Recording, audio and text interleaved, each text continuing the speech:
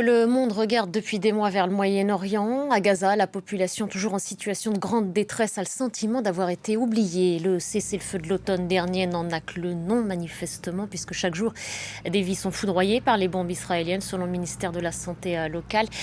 Le bilan est établi au moins 1000 morts au cours de ces 8 derniers mois, parmi lesquels 182 enfants, 110 femmes et au moins 54 personnes âgées de plus de 60 ans. On va tout de suite retrouver notre confrère à Gaza, le journaliste Rami Aboujamous. Bonjour Rami, merci d'être en direct avec nous. Vous êtes à Gazaville.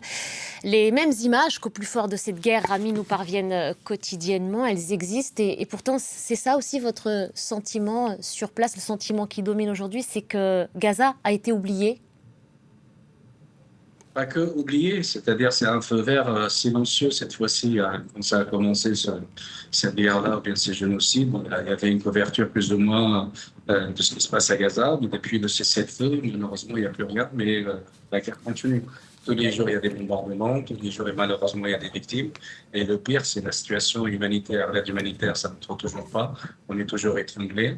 La zone rouge est en train d'être, la zone, ce qu'on appelle la zone jaune, les jeunes est en train de s'étendre à chaque fois.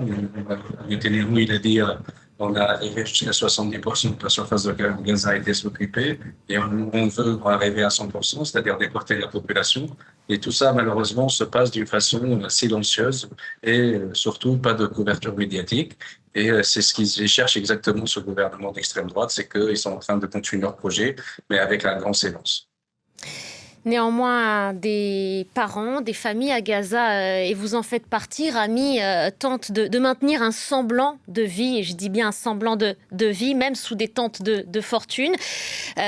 Par exemple, comme envoyer les enfants à l'école, je sais que c'est une nécessité pour vous. On va revenir aussi sur votre témoignage. Je vais aussi donner la parole à Alexandre Chatillon, qui est avec nous sur ce plateau. Bonjour à vous, bienvenue sur le plateau de France 24. Vous avez fondé, vous êtes aujourd'hui le directeur général de l'ONG Supernova. C'est précisément pour lutter aussi contre ces traumas que vivent ces enfants depuis 3 ans maintenant. L'effondrement du système éducatif que vous avez monté, cette ONG, vous vous connaissez d'ailleurs avec Rami. Vous travaillez, je le précise, avec l'association palestinienne Al-Manal et votre projet Manara accompagne 240 enfants âgés de 6 à 12 ans à travers des espaces d'apprentissage temporaires, puisque ça se fait sous des tentes de fortune, précisément à Deir el-Balah et Nuseirat. Comment est-ce qu'il est né ce projet-là ?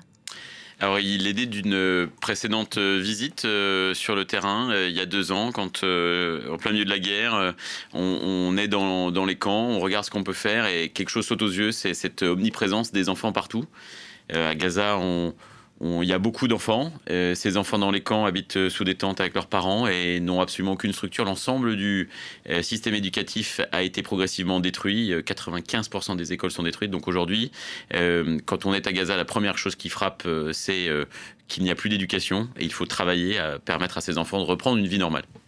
Je vous propose d'écouter à ce propos justement le petit Majed qui profite justement de ce programme Manara et puis d'une des professeurs qui accompagnent ces enfants. On les écoute et je vous fais réagir.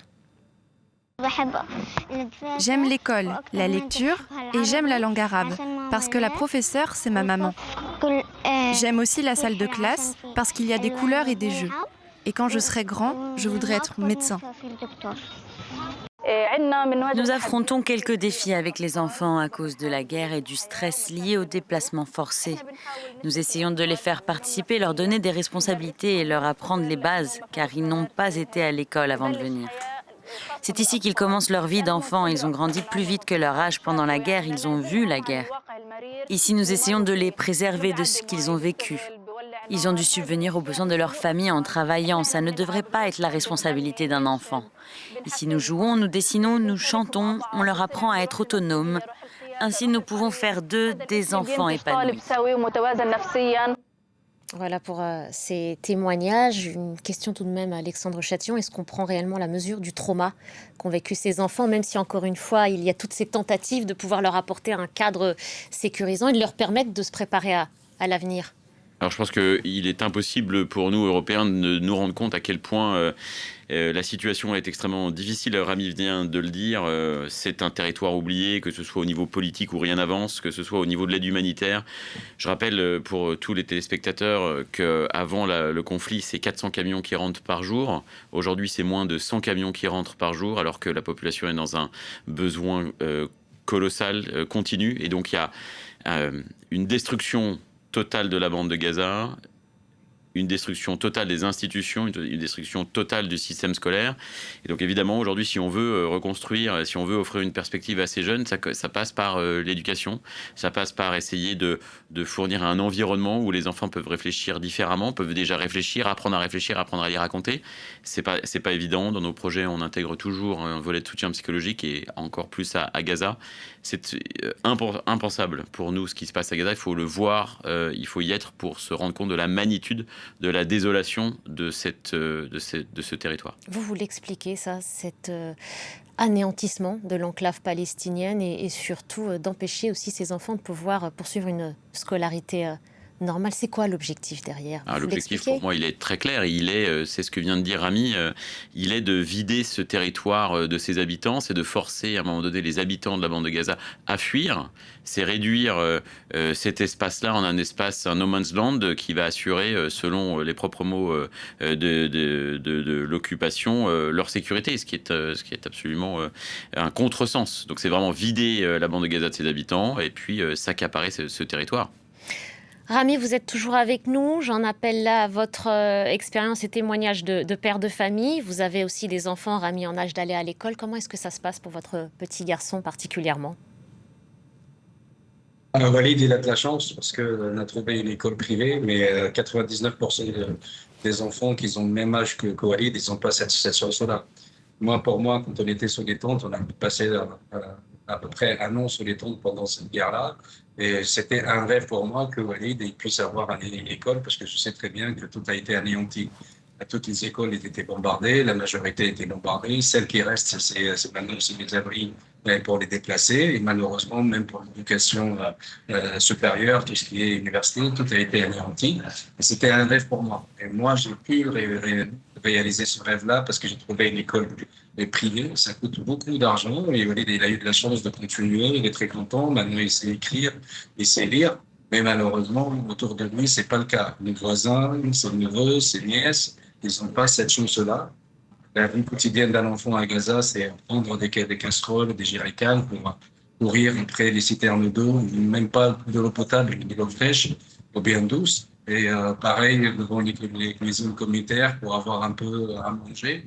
Et bien sûr, il y a des initiatives à droite et à gauche dans les comptes de fortune d'enseignement, mais c'est pas vraiment un enseignement, c'est pas vraiment un curriculum d'éducation comme il fallait. Et c'est exactement ce qu'il cherche le gouvernement, c'est laisser la population sans éducation, c'est toute une génération entière sans éducation pour pousser les gens à partir et surtout pour que les gens restent des analphabètes et qu'inéduqués, rester dans la souffrance, dans ce qu'on appelle le mode de survie, parce qu'à Gaza, on ne vit pas maintenant, on est dans le survie. Et je regarde mon fils Walid, comment il est content avec son cartable, il va à l'école. À chaque fois, quand il revient, il me dit j'ai appris cette lettre-là, ce chiffre-là. Et quand je regarde autour de lui, j'ai dit il a beaucoup de chance qu'il ne se rende pas compte. Mais malheureusement, la majorité des enfants qui ont le même âge que Walid, ils sont beaucoup plus que la misère, parce que la misère, c'est justement ce qu'on peut qualifier ce qu'ils vivent les enfants aujourd'hui. Et surtout, le traumatisme, ce qu'ils ont vécu. Moi, j'ai essayé un peu d'épargner mon fils, d'essayer de faire un peu le clown et de me vivre dans un monde parallèle, mais il y en a d'autres qui n'ont pas réussi à le faire, qui sont toujours sur les tentes. Leurs enfants, ils ont commencé à comprendre ce qui se passe, ils ont vécu, ils ont vu avec leurs propres yeux comment leurs parents étaient déchiquetés par les bombes, comment ils étaient enterrés, qui sont toujours sous les décombres, comment ils ont vu les chars, ils ont vu les bombardements, ils ont vu vraiment les massacres de toutes les couleurs. Et je crois que ça reste et ça ne va pas partir au jour au lendemain. Walid, vous parlez de Walid, Rami, qui a 5 ans, je crois. Vous dites alors qu'il ne se rend pas compte pour l'instant de la situation autour de lui. Vous avez réussi à le préserver en créant tout un monde parallèle autour de lui, mais vous vous préparez néanmoins au jour où il va vous poser des questions, il va regarder autour de lui et il va se rendre compte de ce qu'est la réalité aujourd'hui à Gaza. S'il vous pose la question, qu'est-ce Bien que sûr, vous lui il a répondez? commencé. Oui, bien sûr, il a commencé à comprendre et surtout, il a commencé à poser des questions. Maintenant, il est dans une école, il a des maîtresses, il a des amis, il entend le mot guerre, il entend le mot israélien, il entend le mot armée israélienne. Et maintenant, pour lui, le feu d'artifice, avant, c'était pour lui, quand ça bombarde, c'est un jeu. Aujourd'hui, le feu d'artifice, c'est quelque chose de dangereux.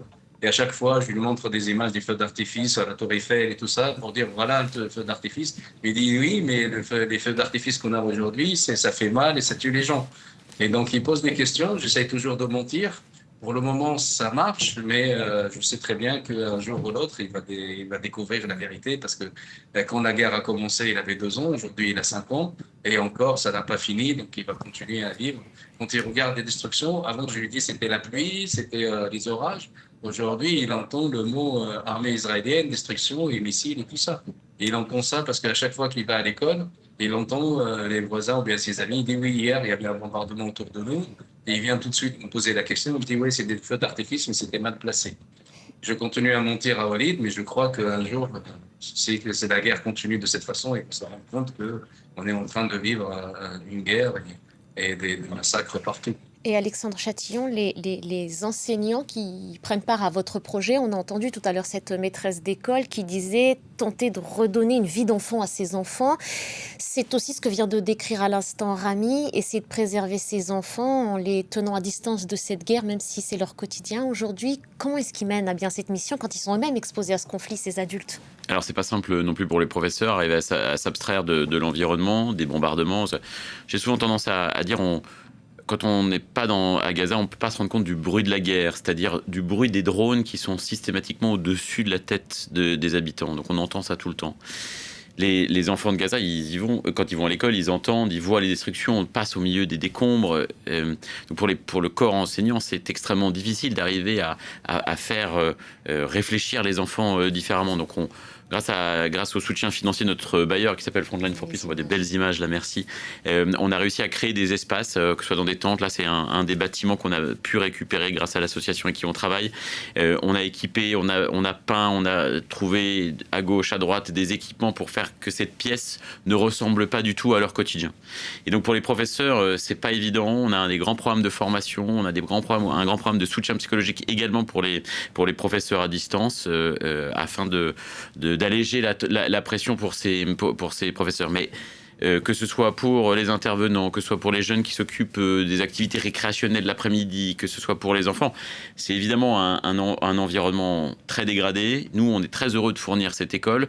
Pourquoi l'école et pourquoi on se concentre sur l'école aujourd'hui à Gaza? C'est parce qu'on veut permettre à ces enfants d'avoir accès à de l'éducation pour qu'ils sachent réfléchir par eux-mêmes, pour qu'ils puissent trouver un avenir, construire un avenir quand l'avenir sera possible, rendre possible les futurs et impossible loin des obscurantismes politique, idéologique, et en essayant de œuvrer vers un monde meilleur, un monde où des enfants éduqués savent qu'on ne prend pas les armes pour se venger, mais qu'avec nos idées, on trouve des solutions pour assurer un avenir meilleur. Je voudrais aussi qu'on parle d'un autre combat que vous menez au sein de votre association, Alexandre Châtillon, aux côtés de Médecins du Monde, Médecins sans frontières, Frontline for Peace et Havas, pour au moins citer cela. Vous essayez d'évacuer des enfants blessés de l'enclave palestinienne pour leur permettre d'être soignés en France. Le président français s'était engagé à permettre l'évacuation, je crois, de 50 enfants de l'enclave palestinienne. Vous étiez cette semaine au Quai d'Orsay pour plaider une nouvelle fois cette cause. Qu'est-ce qu'on vous a répondu?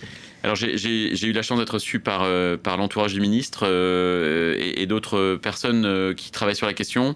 Alors, une réponse d'attente. Effectivement, le président s'était engagé en septembre 2023 à accueillir 50 enfants, pour 50 enfants, population de 2,1 millions de personnes à Gaza, donc c'est une goutte d'eau dans un océan de besoins. Quand on voit qu'en Italie, pays d'extrême droite, on accueille des centaines d'enfants, plus de 1000 enfants ont été accueillis aujourd'hui. Nous, la France, République, pays des droits de l'homme, on n'est pas capable d'accueillir 50 enfants, ça pose des questions. Donc à ces dates, on a accueilli 29 enfants. Donc nous, on a remis une pétition au ministre il y a 3 semaines, et puis donc on a été reçu pour pouvoir évacuer les 21 enfants manquants. Ce qu'on me répond, c'est que ça coûte cher. Ça coûte cher, c'est pas simple. Les autorités israéliennes ne facilitent pas le transit.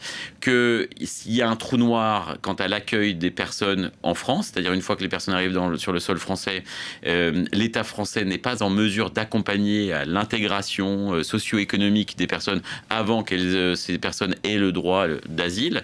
Donc il y a quelques mois avant que ces personnes aient déposé leur demande, aient été acceptées comme demandeurs d'asile, et que ce trou noir-là, c'était aux associations de gérer, et le tout sans budget. Donc c'était un engagement du président de la République, et le ministère nous demande gentiment d'actionner, d'accueillir ces enfants s'ils sont accueillis, mais de prendre en charge financièrement ces familles, hors frais de santé, sur le territoire, alors que l'État n'est pas en mesure de le faire. Donc c'est une réponse d'attente, c'est une réponse qui renvoie à plus tard. Il y a un manque de volonté politique, on est à 1 an des présidentielles. C'est ça, c'est ce que Moi, je pense que c'est principalement ça, parce qu'on a peur de faire passer l'extrême droite, et on se dit que si on accueille des enfants de cette partie-là du monde, ça ne peut que plus causer des problèmes en interne politique française que de ne pas les accueillir. Et on est très engagés, tous les acteurs que vous avez mentionnés, pour faire en sorte que ces enfants qui n'ont pas accès à des traitements et qui peuvent leur sauver la vie puissent venir en France. Bon, il y a un coût associé, et l'État ne veut pas financer ça, et c'est quand même vraiment dommage. Ça renvoie aux coupes budgétaires extrêmement terribles que l'État français a infligées à l'aide publique au développement. On est à moins 70% de budget par rapport à l'année dernière. Aujourd'hui, depuis le début de l'année, il n'y a plus aucun euro qui est sorti des caisses de l'État pour financer des projets. Tout est bouclé sous la coupe du Premier ministre parce qu'on veut économiser de l'argent. Or, il me semble que le coût de la solidarité est moins élevé que le coût de la guerre. Vous allez retenter, j'imagine. On va retenter activement. Merci beaucoup, Alexandre Châtillon de l'ONG Supernova. Merci d'être passé par le plateau de France 24. Merci. Grand merci à vous, Rami, d'avoir aussi pris le temps de nous répondre. Merci beaucoup.